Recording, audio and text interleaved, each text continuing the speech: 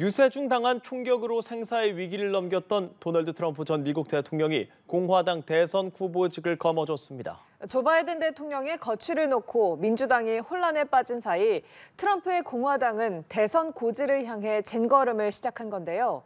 공화당 전당대회가 열렸던 밀워키 연결해봅니다. 정호연 특파원. 네, 밀워키입니다.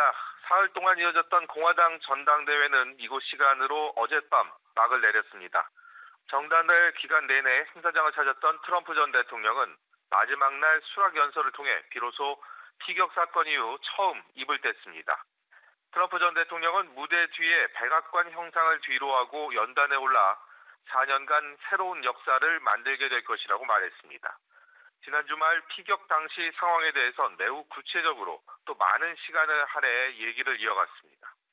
트럼프 전 대통령은 분열된 미국을 치유하고 위대한 미국을 만들기 위해 모든 힘을 다할 것이라고 밝혀 행사장을 가득 메운 지지자들의 열띤 환호에 화답했습니다.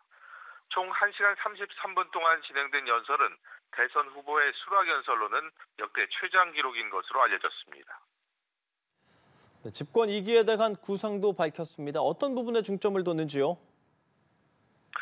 네, 경제 분야에서는 금리 인하와 물가 안정을 우선 과제로 꼽았고요.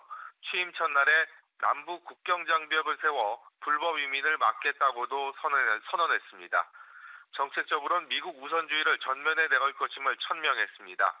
제조업을 살리고 다른 나라가 미국의 일자리를 빼앗고 약탈하게 두지 않을 거라고 강조했습니다. 우리와 관련된 언급도 있었는데요.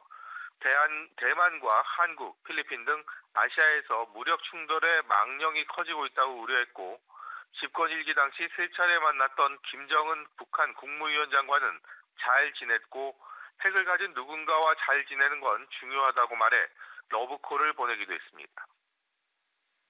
네, 코로나19 확진으로 사저에 머물고 있던 조 바이든 대통령도 트럼프의 연설 지켜봤겠죠.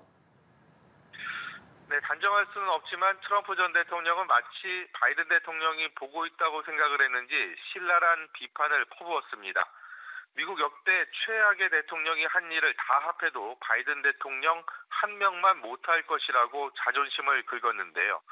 공화당이 트럼프를 중심으로 결집해 대선을 치를 채비를 모두 마친 반면 민주당은 혼란스럽기만 합니다.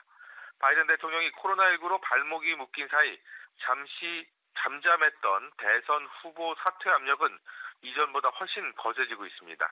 척 슈머 상원 원내대표와 낸시 펠로시 전 하원 의장, 여기에 오바마 전 대통령까지 바이든 대통령의 완주에 제동을 걸고 나서면서 더는 버티기 어려울 거란 관측도 조심스럽게 나오고 있습니다. 지금까지 밀워키에서 연합뉴스TV 정호윤입니다.